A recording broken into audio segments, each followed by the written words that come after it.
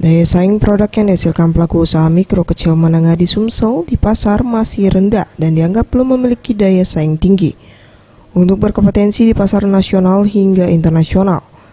Meski saat ini ada 2.102.478 pelaku UMKM aktif di Sumsel, namun sayangnya produk yang dihasilkan UMKM Sumsel belum terlalu banyak.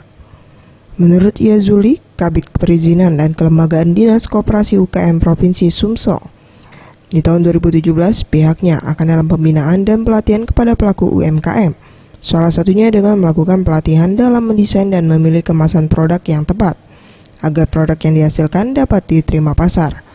Sejauh ini Pemprov Sumsel sangat mendukung dengan pelatihan yang dilakukan dan telah memberikan dana hibah sebesar 1,3 miliar rupiah untuk menggelar pelatihan kepada UMKM. Di tahun 2017 kita sudah menyiapkan semacam perbantuan kepada UMKM.